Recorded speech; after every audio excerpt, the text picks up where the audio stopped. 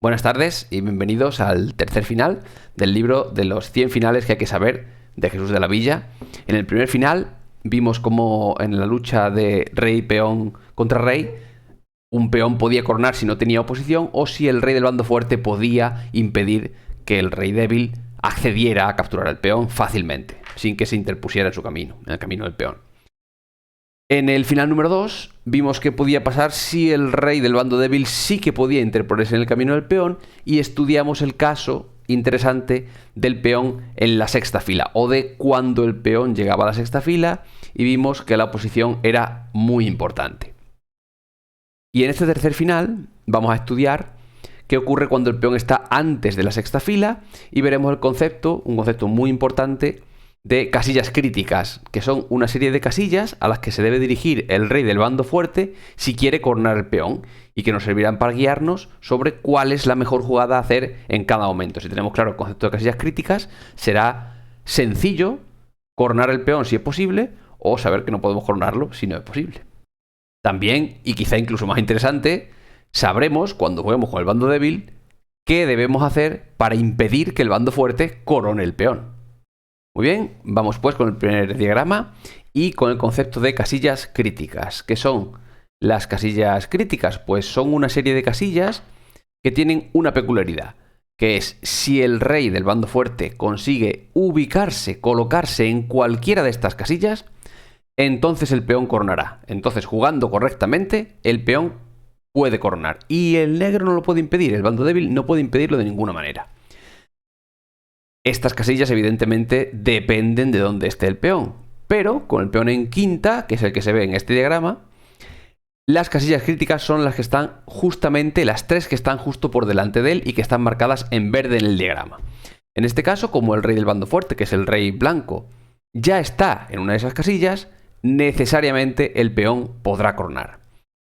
¿Cuál es la jugada buena aquí? Pues evidentemente rey F6 tomando la oposición. Aquí, desde luego, sería un error avanzar el peón y jugar F6, porque, como ya vimos en el final número 2, el peón debe avanzarse o cuando no tenga impedimento para coronar, que en este caso lo tiene porque el rey del bando débil está delante, o cuando haciéndolo se gane la oposición. Más concretamente, en el momento de la llegada del peón a sexta, debemos tener la oposición. Y claro, si aquí jugamos F6, entonces el negro juega rey E8, tomando él la oposición y por tanto sabemos que este final acabará en tablas. Por tanto, en este caso, en esta situación, el movimiento correcto es rey F6, tomando la oposición al negro.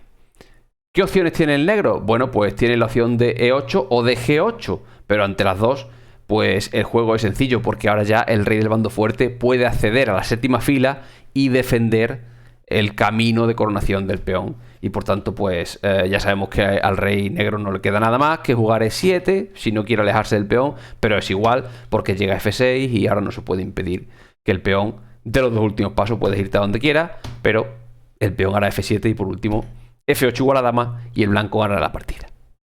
Y bueno, en caso de que en la posición inicial, que era esta de aquí, el rey se encontrase en cualquier otra de las casillas críticas, también se gana. Si se encontrase en G6, evidentemente la jugada es rey F6 y continuamos igual que antes, llegamos a F6 igualmente y la continuación es la misma.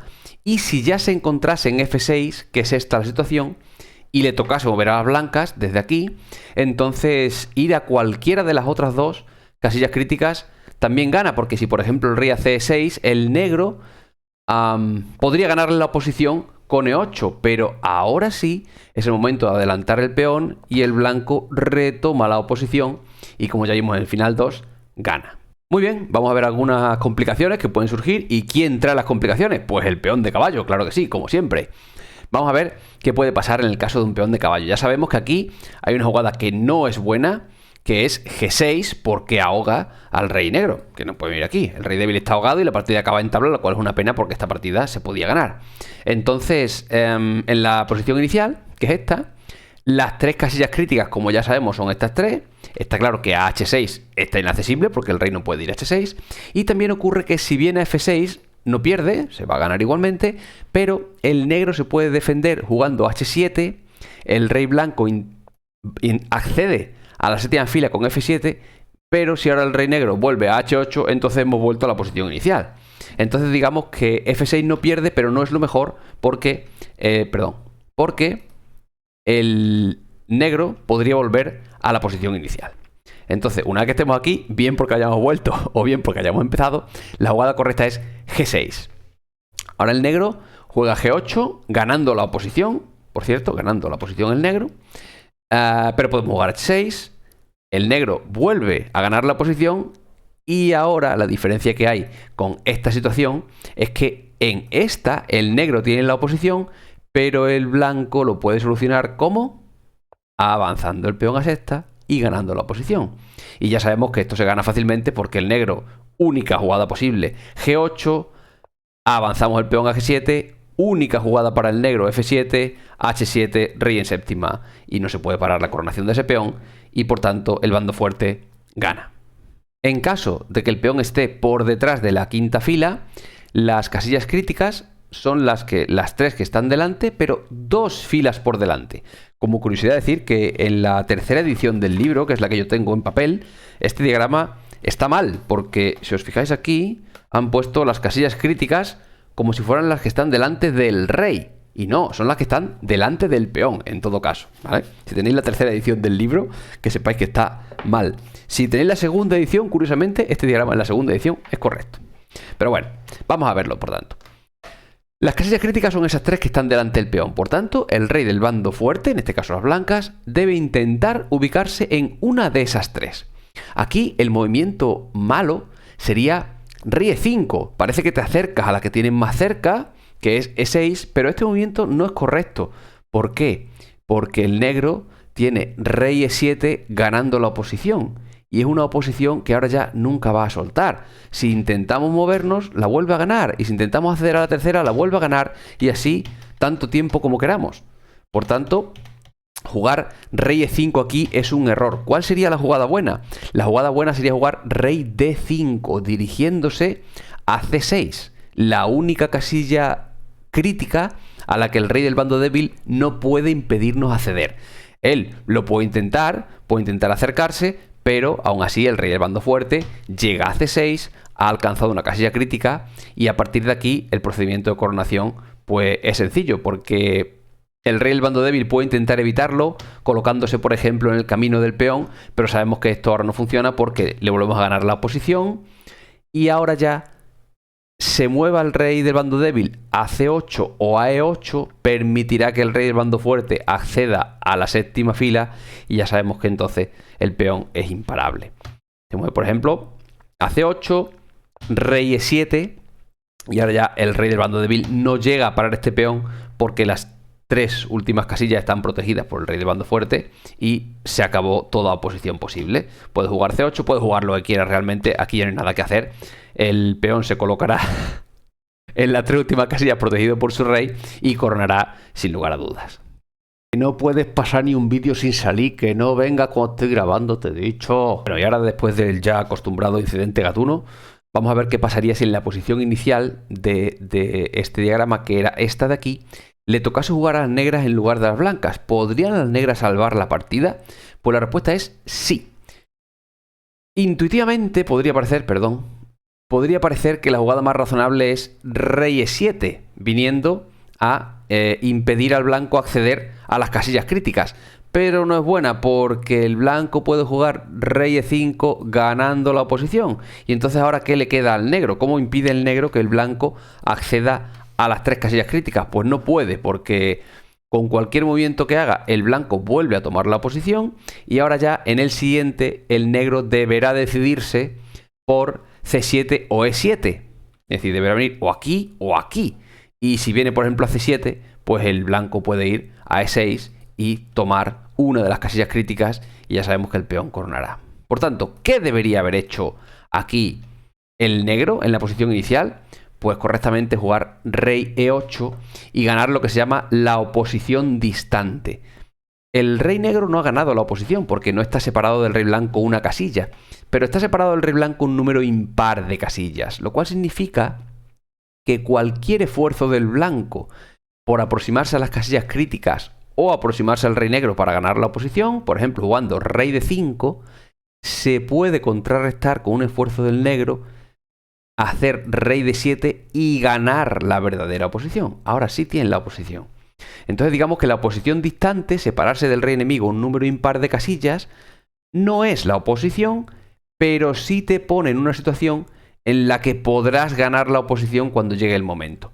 Y ahora el blanco realmente tiene poco que hacer, porque ¿qué va a hacer? Jugar C5, el negro mantiene la oposición, ya lo hemos visto antes. Le pasa algo parecido a cuando el blanco dejó que el negro obtuviera la oposición. Y ahora lo ha permitido, y si juegas D5, entonces el rey negro, ya sabemos que ahora el blanco no debería haber avanzado el peón, porque es cierto que avanzando lo gana la oposición, pero es cierto que en este caso el peón no está llegando a la sexta fila. ¿Y qué podría hacer el rey negro?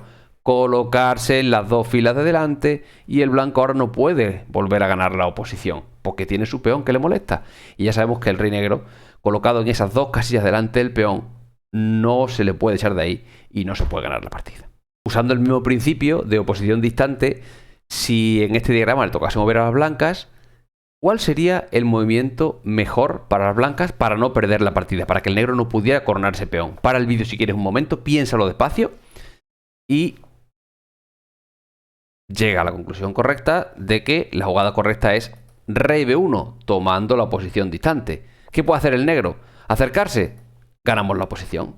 Y ahora ya, avanzar el peón, rey C2.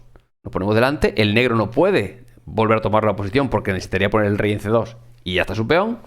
Que avanza el peón, pues ahora ya el peón está en sexta, nuestro rey se mantiene en las dos casillas de delante y no hay nada que se pueda hacer.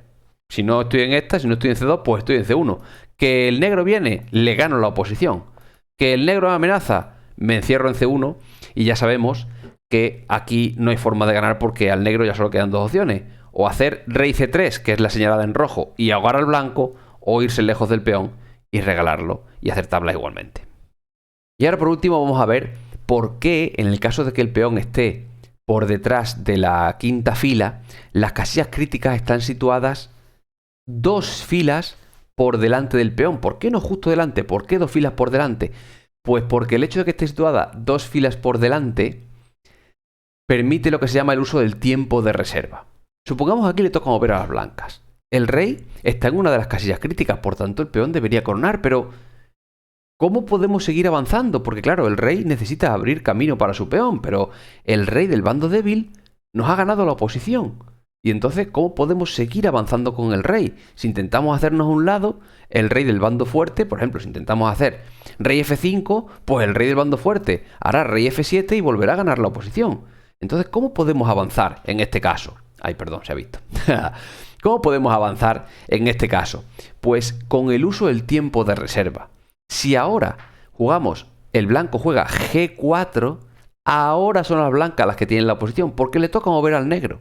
Y al negro ahora ya no le queda otra que apartarse. Apartarse donde sea, por ejemplo H7. Entonces el blanco ahora podrá acceder a las que son las nuevas casillas críticas. Porque claro, cuando el peón estaba en G3, pues las casillas críticas estaban en la fila 5, porque están dos filas por delante. Ahora que el peón está en G4, estas pasan a ser, perdón, pondré en azul, estas pasan a ser las casillas críticas, y ese son nuestro objetivo ahora. Las casillas críticas se van moviendo cuando el peón se va moviendo.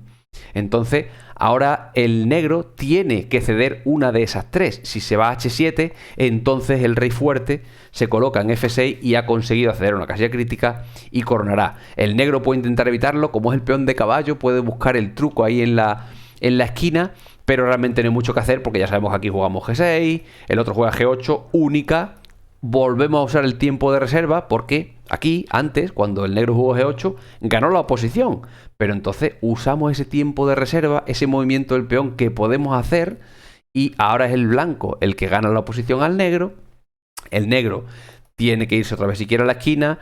El rey fuerte consigue acceder a la séptima fila y aquí hay poco que hacer. Hay que tener cuidado. Él juega H7, se le da el jaque, H6 y ya no hay nada que hacer para evitar la coronación del peón.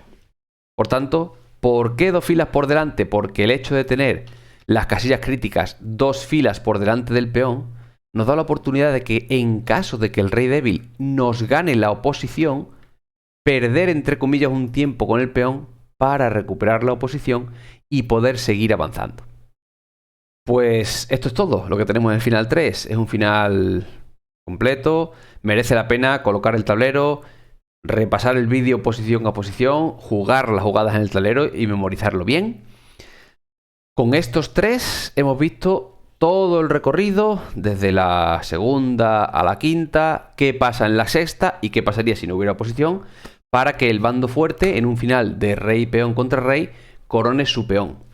A todo lo que hemos dicho, hay una excepción, que son los peones de torre. Muchas de las cosas que hemos contado no funcionan o no funcionan bien o tienen sus peros en caso de que el peón del bando fuerte sea un peón de torre. Y eso es lo que veremos en el final 4, también muy interesante. Si quieres saber cuándo sale, suscríbete y muchas gracias.